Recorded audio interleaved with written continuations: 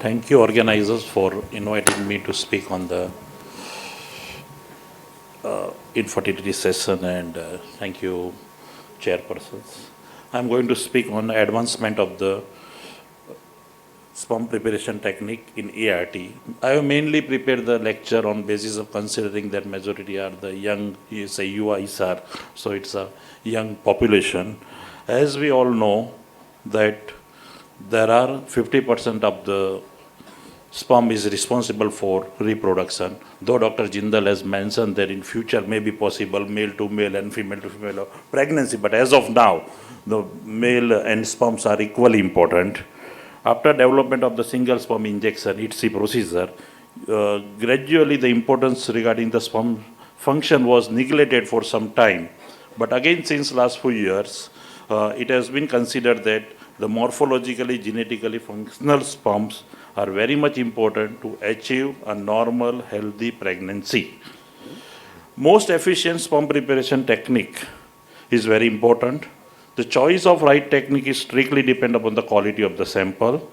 Sperm quality is one of the factors that determine the success and of the assisted reproduction, has already been mentioned by my previous speaker as well.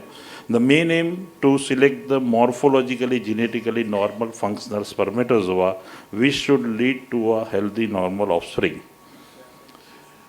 There are isolation of the technique we should select on basis of it should isolate as much as possible morphologically and genetically normal functional spermatozoa. I am talking in general ART. I am not talking specific to ITC or IVF or IUI. So I have mentioned that we should get the as much as possible maximum normal spermatozoa. It should not cause the damage or non-physiological alteration of the spermatozoa during any of the preparation procedure, and it should eliminate the dead sperm, other cells, including leukocytic bacteria, and it should also eliminate the toxic or bioactive substances like ROS, should allow to process a larger volume of ejaculate in case of IUI and all.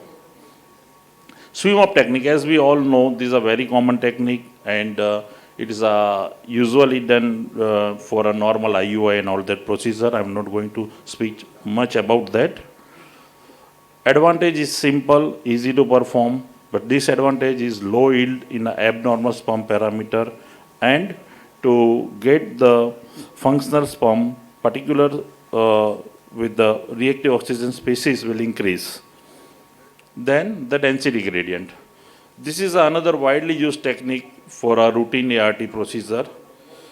Separated sperms are being separated on base of the density, and at the end of centrifugation, each spermatozoa is located at the different gradient level. This method is mainly used particularly for oligospermia, teratospermia, ascesospermia, and large amount of debris and high viscous. This is a more useful technique. Advantage is give a better quality of sperm, low ROS and low DNA fragmentation, and the disadvantage is it's a little bit time consuming, and to make a proper layer particularly for a new people is a little bit difficult. Now the newer techniques comes as Zeta potential. Mature spermatozoa, a mature sperm process a greater net negative electric charge, minus 16 to minus 20 volt Zeta potential, due to the membrane glycoproteins, which are acquired during the transition through the epidermis. And mature sperm stick to the wall of a positive surface charge centrifuge tube. And particularly how to perform this thing, you have to transfer the washed semen sample in the tube, dilute with the serum-free medium, that is very important. Then positive charge on the tube is maintained by placing the tube inside the latex gloves up to the cap. By grasping the cap, tube is rotated 2 to 3 times, and tube is rapidly pulled out.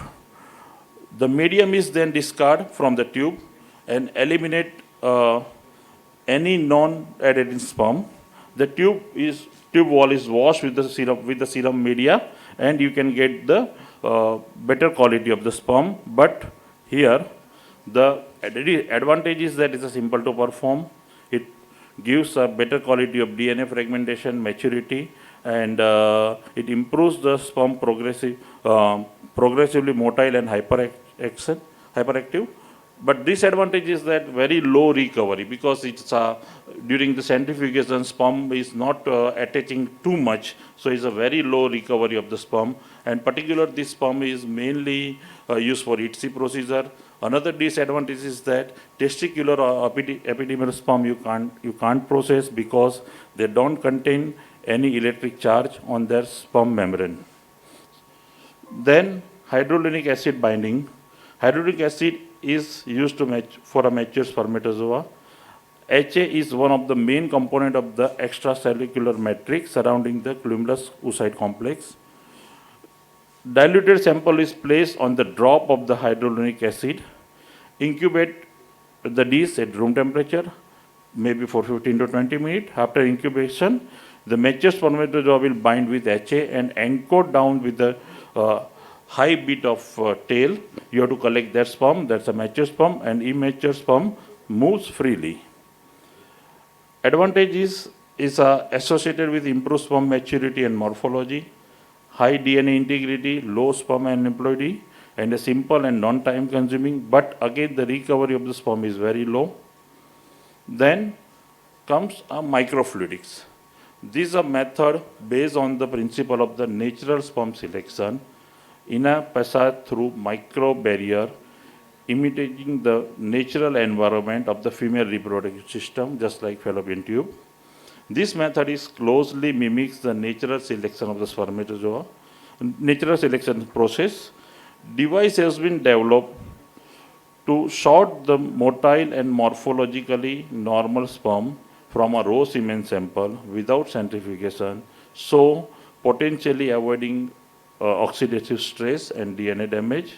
And the sorted sperm cell have better morphology, genetic quality, and have a better viability and motility. But if you are performing the microfluidics, you have to filter the sperm with a 20 micron filter before loading the sample in a chamber to prevent foreign bodies to block the microchannel. If it is some foreign body or some leukocyte, sometime it may block the chamber. And you have to avoid the air bubble formation during the loading of the chamber. You have to optimize the laminar flow in a chamber, otherwise you won't get the motile sperm. And it's a high technical skill is required to loading the chamber. And again, in this procedure, you can get the sperm only which is suitable for ITSI procedure. Then comes a magnetic activated cell sorting, MAX. Magnetic activated cell sorting is the method which allows the separation of the cells population based on surface antigen. It separates apoptotic and non-apoptotic spermatozoa. During apoptosis, phosphoserine saline residues are translocated from the inner membrane of the spermatozoa to the outer. Annexin V is an antibody used to bind the magnetic bead, has strong affinity for a PS and does not have ability to pass through the intact sperm membrane. So whatever the normal sperm is there, they don't release the PS and it won't bind with the magnetic bead. And paramagnetic bead conjugated with annexin V have been shown to separate the apoptotic spermatozoa when it is exposed to a strong magnetic field. Magnetic field separation efficiently reduce the DNA fragmentation level and effectively separate the apoptotic and non-apoptotic spermatozoa. This selection leads to improve sperm quality, functionality, positively affect the sperm motility, morphology as determined by the sperm deformity index. This method efficiently remove caspase. I think Dr. Jinder was going to speak on that. Caspase that are present in the human spermatozoa, which represent the mainly pathway of the apoptosis. So apoptotic sperm can be, you can separate out. Their removal also increase the cryosurvival rate and Several authors has reported that it improves the fertilization rate, embryo quality, and pregnancy rate also. Usually, magnetic cell sorting can be performed with the two methods. One is a tube-based, another is a column-based. Column-based technique, you need to have a magnet to hold the, you need to have a stand to hold the magnet. You need to use the column for a separation.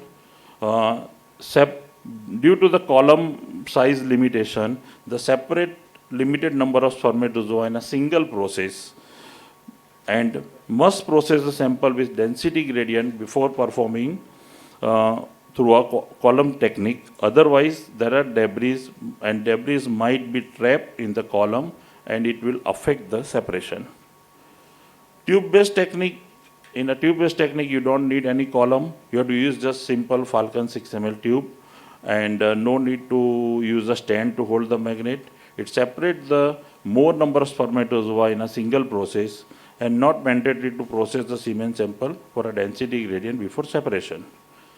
Advantage of magnetic activated cell sorting is it acts on a molecular level rather than the morphology or a motility level. The only technique that separates apoptotic and non-apoptotic sperm, it remove, its technique is rapid, convenient and non-invasive, gives reliable consistent result and enhance the cryosurvival rate. Only disadvantage is that if you are using the column method, you have to prepare the sperm with the density gradient method. In a conclusion, selection of the sperm is important because of the quality of the selected sperm influence the success of the ART.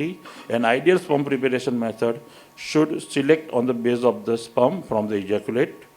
And any of the single methods sometimes may not be useful. You have to use the combination of the methods for a separation of the sperm. Thank you. Any questions from the audience?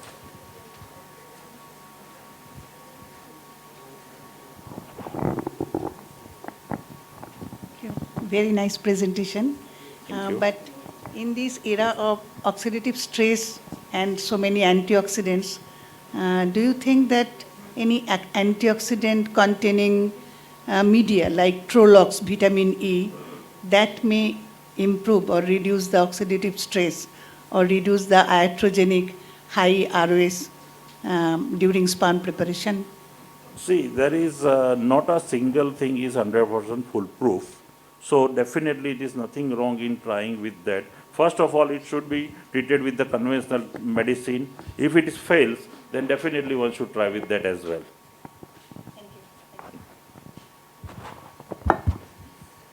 Hello, sir. I thought I'll just start adding to a little more discussion here because there's not much from the audience. So it's a very fantastic overview of the techniques. I'm actually Dr. Mohan Kamath. I'm from CMC Vellore. So my question is, what are your thoughts about, this PIXI? So many things are being introduced in the lab, especially. How far has the evidence been generated for validating this in routine practice? Because the audience needs to understand that most of these are experimental. But the problem has been the line has been blurred between routine and research practice. So now PIXI, as I understand, the largest trial which was published in Lancet in 2019 by Miller et al. Right. Has shown no benefit over routine ICSI.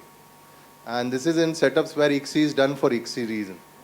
Not in, we know what we are doing. We are doing ICSI right and left on non-male factors as well, but just to distinguish. So even there, the largest trial has not shown any benefit. So where are we now, So that is my query. What is your take on when do we introduce these MACs and all the sophisticated thing? Even the lab, Dr. Charudat, I would like to hear that a bit, please. Yeah, see, the thing is that, as I mentioned, that particular for ITSI, usually, it can be selected a simple, normal, morphologically sperm also, right?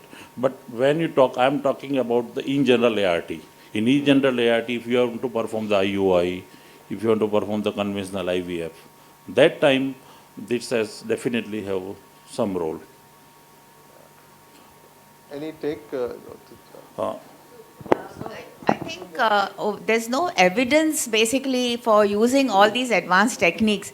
And if you also compare your density gradient with the swim up technique, if your semen sample is normal, it's best to use a swim up technique because it has shown that it gives better results than using the density gradient, because the density gradient can affect the surface, the surface properties of the head of the sperm, Right. and therefore there could be a defective fertilization. So as far as possible, the best technique if you go to see when you have a normal sample is using a swim up technique.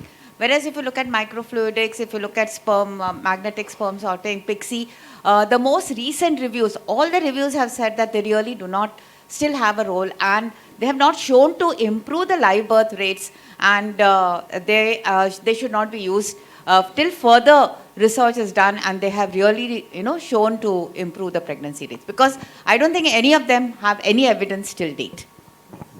So from what I remember, sir, according to the Miller's trial, I think there was a line that was mentioned that it reduces miscarriage. So if you have like an indicated case where you're talking about recurrent miscarriages and all. See, we have to be very clear. What we are looking at is the patient wants live birth rate. And the fact is that when you look at a drug, it goes through 10,000 molecules from preclinical trials to phase 4 and counting, then only one drug comes. Here we are busy introducing technologies which have not even gone, this is a phase 3 trial. And we are already had a Pixie long back. So, ultimately it's the live birth rate is what we are looking at. So this is a thought for everybody. How fast are we intervening in the embryology? Even in the drugs, there is a regulatory body around. But, if we need to present more data here, and then only we will be able to deliberate on it, because we need to critique the data. This is a thing, and then probably, that's my take on this. Yeah, so I think the message basically is that your basics semen preparation is still the best semen preparation. Okay, probably what happens is today we are faced to a particular point wherein we are stuck at one point that we have to we are forced to use newer technology. But that is the information people should know. How much? Correct. See, like I said, same story about how gonadotrophins developed from HMG. First they said HMG is very good, then they recombinant FSH. So it's an all. Let's leave embryology. This but trials. See, what I am trying to say here is that even when you're talking about trials, that is why I think one of the biggest challenges with these studies, the same person who claimed to have highest results with recombinant FSH comes out with a paper with the highest result with gonadotrophins. So I think a lot is to do with yes, I do agree, but I think whenever we look at a trial, we should always take it with a pinch of salt. I think we should do a very critical analysis of what they've done and how they've done it. I'm not saying that we should start introducing newer technologies. That is not my impression. But what I'm trying to say here is that yes, embryology, unfortunately, we are slightly pushing in new technologies. Right, it is a huge. See, because you are talking about FSH and HMG, they have gone through many trials, and there are huge number of trials. Yeah, these are all add-on. These are all add-on actually. In And- selective cases, we have to use it. And Like see, Keshav said, that when there is a history of miscarriage with this sperm, then we can do that. In selective cases, we can use My it. These are all point add-on. is that has to be done in a phase-controlled manner, where we Yeah. tell the patient and put it in a study condition so that this data is generated. What I am trying to say is this can be, see, you don't have to do a randomized trial each time. You can just make it a cohort study with patient decides whether they want to do this or not. And then you generate the data and build on it. That is not happening. and one thing I like to also add here is that, see, even our IVF per se, the epigenetic changes that is going to come and 10 years down, 15, 20 years down the lane. Surprised that how we are creating good embryo. Lot of See, epigenetic 20 changes. years down the lane of what we have done, we talk about all these newer technologies, using them, how they have changed the embryos, and probably after the next generation will come back and Yeah. tell us as to so many things have changed. So that is, see, these are all things that needs to be kept in mind. Over the time when you think about all that, you get a scare in the mind saying that, okay, what were we doing all these years? So that will also come to all the add-ons what we're doing in the embryology lab. We're just now looking only at the pregnancy rates and the live birth rates. We are not looking at the long-term effects. And therefore, when we talk about the evidence in literature, they say that, okay, they're probably improving, but they really don't know about the epigenetic and neonatal effects, which will be known only in the coming times. And then only we'll know whether that particular add-on was really beneficial or not. We have to look for the RCT. Yeah. If there is high quality RCT, then only you have to use inbreeding. I would like to thank Dr. Kamath to start this debate and discussion. This is an ongoing thing and we can discuss a lot about it. What take-home message we can take from here is that still now basic semen analysis and density gradient sperm preparation is the best techniques available with us. And another message we can take from here is that before implementing any new technique, you have to be very sure about utilization of that technique in the day-to-day practice and in selected patient. So I would like to thank Dr. Himanshu for such nice elaboration talk.